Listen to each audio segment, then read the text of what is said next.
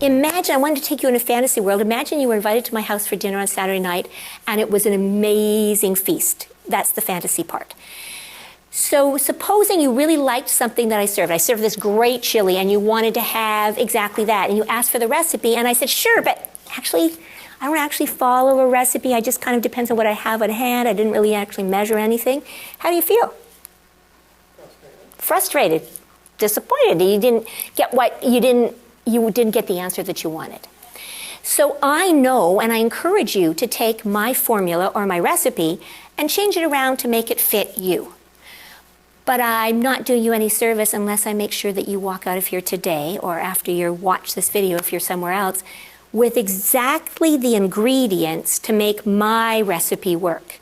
And then you can decide what you're going to adjust. So I'm going to tell you in a moment, I'm going to show you a chart that shows you how much everybody read. Novels read at home. This is books that they had to read only by reading at home. There was no class time used for this at all. Okay, so if you have a look then at all of the books they're read, you'll see how many kids are reading quite a number of books. And you might look at a pattern. Does it increase from first term, second term to third term to increase for over the year? I want to, you'll see that if it's less than 100 book pages, like some of the Freckle Juice or Early Roald Dahl's George's Marvelous Medicine, those are great books to get kids in reading in grade 3, 4 level, or kids who are older than that but reading below grade level. But for most of them, that should count as half a book. They've got less than 100 pages. You'll see that there's kids that are reading a lot of books, and my requirement, your requirement may be different. My requirement is, and this is already written in your handouts, I require kids to read 60 pages and 120 minutes per week at home. And I just believe, and that's far lower than almost all my kids do.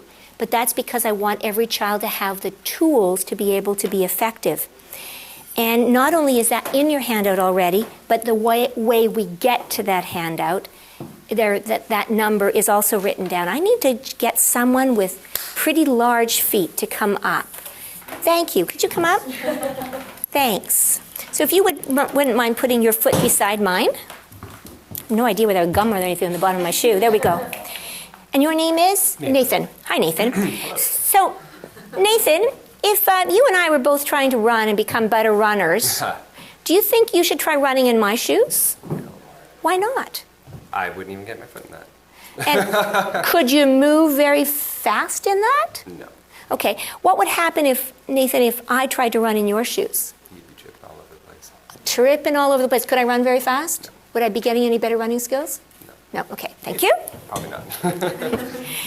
That was a visual because that little technique is probably not written down in your handouts, but that's what I do on the very first week of my classroom every year, so that through the rest of the year, we say, run in shoes the right size for you, read books that are the right size for you. If a child who is reading at the grade 3 level tries to read this book, will they be successful? They'll be so frustrated, they will have to go so slowly, it will be like Nathan and I trading shoes. It won't build our skills, and it won't be at all enjoyable. But the same is true of a kid who's capable of reading this book. As an extra book, perhaps reading Tales of a Fourth Grade Nothing will be good for some fun laughs, but it's not going to build their skills. So it's a matter of choosing the right book. So I give them the demonstration of the shoes, and then I tell them that every time that they're choosing the book that they're going to read, they should open it up, and it could be at the beginning or it could be at a random page, and start reading it. And as they read it, they should look to see, count how many words are unfamiliar to them, where maybe they can figure it out by the words around them using different strategies. Don't have to look up every word in a dictionary, but where they have to stop and say, do I really know what that word means? Okay, you're adults. How often, what do you really do when you encounter a word that you don't know? You usually skip it, don't you? And hope you can still understand the story. Will kids do that too? They will.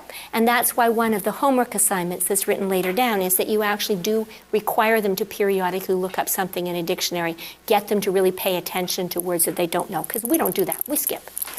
But you want to tell them that if they're having to do that, if they're having to skip or read around or decode 5 or more words on a page, this would be like me running in Nathan's shoes. It would be so frustrating that I wouldn't be able to get any speed and it wouldn't be enjoyable. But if there's no words or only one word that I have to struggle with, then I'm probably not going to get any faster. I'm probably not going to build my skills. So you're looking for a formula of 2 to 4 words. So that's what I need to teach them at the very beginning. So the first reason you should care about lit circles and you should try lit circles is because it will cover everything you have to do at reading and oral language with all the work being done for you by great authors, and you don't have to spend a single second of your precious prep time or your after-school marking time doing it. That should be motivation. The second piece of the motivation is, what does it do for kids? Well, it has them reading a whole lot more than they have to. So since I only require them to read 60 pages and 120 minutes, so if we have Michelle is a very fast reader, then Michelle is going to be reading more than 60 pages in her 120 minutes. If Lynn takes longer to read, she's going to spend more than 120 minutes to read her 60 pages. So you see what you've done is you've sort of evened up the playing field a little bit. You've challenged, you've differentiated the expectations for everybody, making them do both of those things. And I have the kids write that in their planners every day that they read. And I ask parents to check it once a week to see that their kids have done it. Every year I have about 5 of my 30 parents who actually do that. So the onus is really on the kids and on me. Lots and lots and lots of kids will read and forget to write it down. But it is one way of getting the kids to kind of be intentional about how many pages that they're reading. But on the PETA website is listed for most books how many pages are in a book. So you can actually just also tell a kid's finished reading a book, you know how many pages they've read, you can do the math, you can see whether they're reading enough. But basically, you don't have to do any of that math or hard thinking if you're doing lit circles and you're requiring them to read 60 pages of their lit circle. All of that math and all of that homework enforcement is being done for you by the lit circles without a single piece of monitoring or effort for you. It's just being done, which is great. Every kid then, in an average 12-week term, would probably have been required to read about 3 books in a term to meet the expectations. So if you look at the chart in front of you, can you see what percentage of kids have read way more than 3 books? Almost everybody has read way more than 3 books per term, which means they are reading more than their prescribed homework. So what are they giving up? Are they giving up going to church? Are they giving up soccer practice, swimming lessons? No, they're not giving up any of those things. What is it they're giving up? Any kind of screen time, that's what they're giving up. And I'm thinking, yes. You're going to see that there are some names that have an asterisk on those. And those kids were reading way below grade level.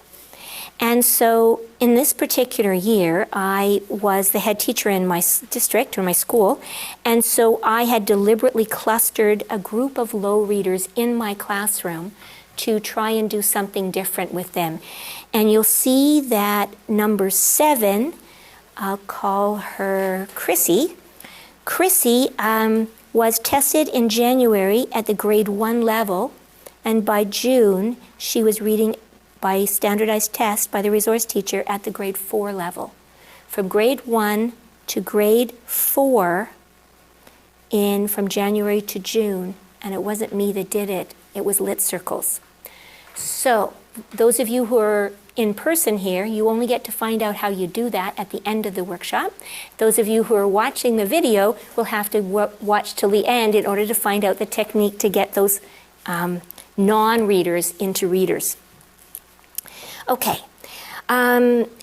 Reading becomes popular, what everyone is doing. They don't want to be embarrassed by being unprepared for a meeting.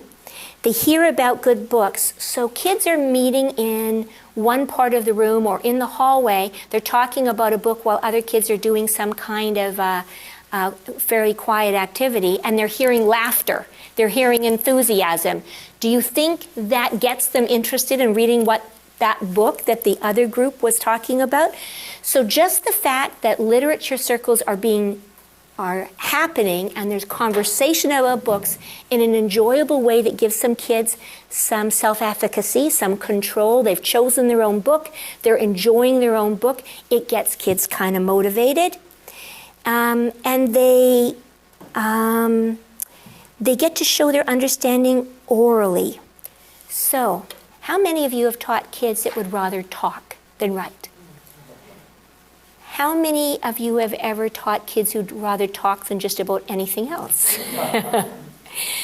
There are many systems for literature circles, and the one that I've evolved that's worked for me so well for about 15 years is because it's based on that belief that I have tons of writing time in my classroom and tons of writing that I have to take home and mark, which is huge.